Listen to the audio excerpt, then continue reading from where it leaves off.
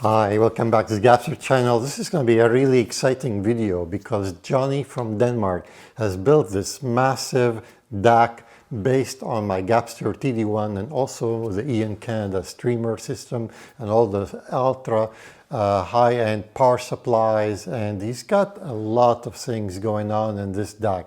If you remember, he built a DAC before about a couple of months ago, and I featured it here on the channel, and I thought that was quite elaborate. This one, he's going all the way. So let's have a good dive into this new DAC that he's built and see what's it made of. And this is a great example for people that want to see what others are building. I don't suggest everybody to build something like this, but at least you take some ideas and you can go from there and see when you push things to the extreme, what do you get at the end. We're also going to talk about the sound and how it actually, all this affects the sound at the end, and what a system like this could sound like. But let's first dive into the DAC itself. So you can see here it's basically built on two tiers. There is the bottom part and there's a top part. And on the bottom part, you'll see he's got about 12 giant ultracapacitors. These are 3,400 farads each. This is very massive. These are not all powering the same device. There's so many different sections in the power supply unit. But so you have the streamer part that takes a couple different power supplies. Then you have the DAC part that takes 3 different power supplies. So each one of them is supplying a section. These are, this is the way those capacitors work. They are not connected to the grid. They actually charge at the beginning, and then once they reach their full potential, they disengage from the system. So they're only powering on the ultracapacitors themselves without any connection to the grid. And you've got the second layer, which has the basically some of the transformers. There's 2 big transformers, and these transformers are custom made. So instead of having 7, 8 different transformers, you can have a couple transformers and have multiple secondaries coming out of them to supply different things. I believe these were custom made by Toroidi. I would put a link for that in the description below as well. And so on the top, there is also another bank of 8 ultracapacitors as well. So what are these ultracapacitor powering? Some are doing like the 15 volt for the TD1 DAC, and some are doing the +5 and the -5 volt. Some are doing the regular 5 volts for the streamer by IanCanada. Some of them are doing the 3.3 volts for the clocks, and so forth. Also, for those of you who think I'm speaking gibberish here, what is TD1 DAC, what is IanCanada and all that, I have other videos in my channel that talk about, might want to maybe refer to the IanCanada streamer. I'll put a link for that in the description below, and also my Gabster TD1 DAC, which is a vintage DAC based on a vintage old chip that still sounds amazing. I'll put a link of those in the description below in case you want to situate yourself a little bit. As far as power supplies, I also have different videos about those on each one of them, and it describes in detail how even you can build one yourself. So like I said, there are 2 layers here, the bottom layer and the top layer, and in the middle of the top layer is the heart of the system. There are 2 piles here. One is mostly the streamer by IanCanada, and there's different parts for those. I'll put a link in the description as well, but also, like I said, I've had videos done on those as well. And the other pile is my Gabster TD1 DAC. This one is running in dual configuration in balanced mode. And the Gabster TD1 DAC, you could run it in a single mode, you can run it in a dual balanced mode, and there's different configurations you can run it at. Some of the other features of Johnny's DAC here, he's got each power section has its own little voltmeter that tells you the power on each section, but he can also, with a remote control, turn that feature off. Some people argue that creates noise and stuff like that, but if you want it on, you turn it on, you get to see what's happening, and if you don't want all that distraction, you simply turn it off. In his design, you could see how neat everything is, wrapped with cloth, and just everything well placed, well insulated, shielded, and all these things. Building something like this takes months of preparation and planning, and how to actually lay out everything so at the end you have a successful build. Now, like I said, you don't need to go to that extreme to get great sound. You could get it by just building a little mini stack and without doing a lot. And this is more like Lego work. You just put a few things together. You still need to have some knowledge of electronics and some safety, because you are dealing with ultracapacitors that can be dangerous, can cause fires and cause property damage, if not personal damage as well. So it's very important not to get into those things unless you really know what you're doing. Now, you all wonder, what would this sound at the end? Is it worth spending that kind of money and also that kind of work? Talking about spending a lot of money, when we look at these systems compared to some DACs that are sold on the market for $10, $20, $30, $40, $50,000, it starts to look like this is a very inexpensive DAC. So when you're doing DIY, yes, you could spend a lot of money, but your money is probably worth 10 times fold on the free market. Often you buy things, you buy very expensive products thinking you're getting like a lot, but in reality you may not be getting as much as you think. Compared to building a DIY, you kind of have an idea what you're building. There's that emotional connection also, and a sense of pride of what you're doing. And also you learn something and you get involved in the community.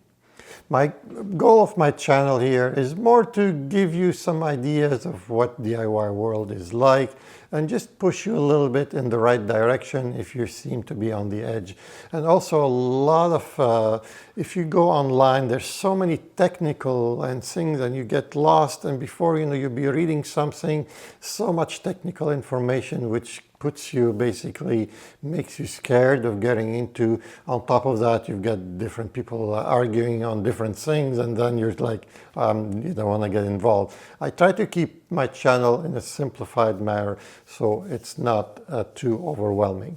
So what does this DAC sound like? In Johnny's previous DAC build, he talked about how he loved the sound. It has huge width and depth of the imaging. He liked the bass, he said, was quite amazing. So he had nothing but great things to talk about. And you could obviously see that his passion, obviously he wouldn't have built another DAC this big and spent all this money if he didn't like the first one. So this is a good testament to both of IanCanada's all these beautiful boards that he made available to the DIY community, my Gabster TD1 DAC, which helps a little bit as well. And and he also compared that previous DAC to very expensive DACs, and he talks about how he even likes this DIY build a lot better. Now in this DAC, he mentioned that there was some improvements for sure. Now don't expect, he said, a huge improvement, but there was some improvements. I printed Johnny's email that he sent me describing the sound, and this way I can tell you his exact words. And this is what he said. He said the sound of the Mark II, which is this DAC, like the second DAC that he's just built, is very dynamically clear, clean and crisp. It has strong and deep bass. It seems a little dark sounding, probably due to the absence of noise in the power supply, but without missing any detail or high frequencies. Soundstage is deep and wide. When the use of only big ultracapacitors, the Mark II can play for hours without the need of recharging, which wasn't possible with my first build. This is actually the main reason for designing the build of the Mark II as it is. Best regards, Johnny. So Yeah, so this is his exact words of what he's saying. While I was editing this video, I got an interesting email for another subscriber that finally got his Gabster TD1 working, and he commented on the sound. He said, "Thanks, Gabby. I just started listening and got it going, and I'm very impressed with the sound. And I like it as good as my Meitner 3A, this is a $10,000 DAC that is very well respected."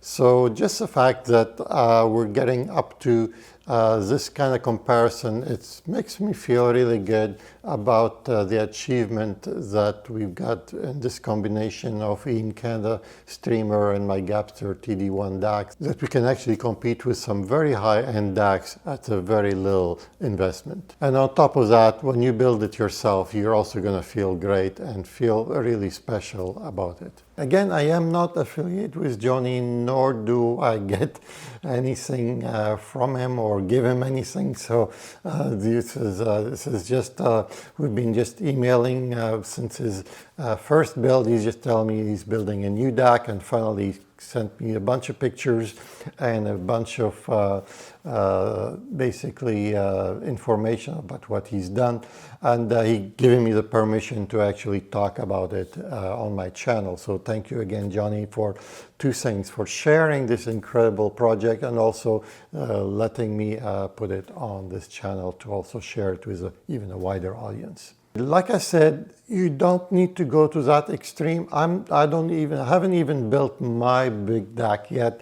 I'm still waiting, gathering some parts. I'm actually been so busy with, since I launched my Gabster TD1 DAC, too many emails and too many things going on. But eventually I'm going to build my own setup, and I'll also for sure display it and share it with you guys. For those of you who want more details and technical things, it's kind of hard to put it all in a video here, but I'll just briefly say that he's got, for the 15 volts, he's got 6 big ultracapacitors doing that for the TD1 DAC. For the +5 and -5, there's another bank of 2 ultracapacitors, so 1 pair for the +5, 1 pair for the -5. So this automatically gets you 10 ultracapacitors.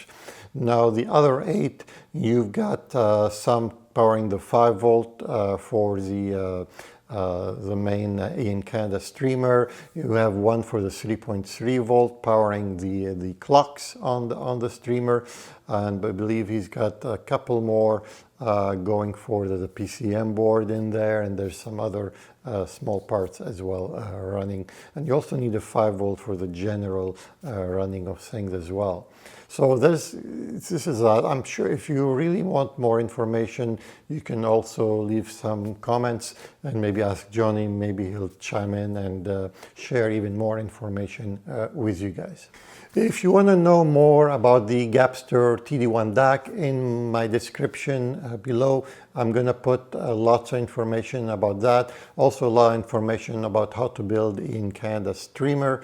There'll be all links in the description below. If you want to see Johnny's first DAC that he built, which is equally amazing, I will put a link in this corner for you in here. If you want to know a little bit about what is the Gabster TD1 DAC, I'll put a link for that in here. There'll be a speaker in the middle if you'd like to subscribe to the channel. My Patreon link is in the description below. You can help me by subscribing for as little as $1. Take care, and I hope to see you again.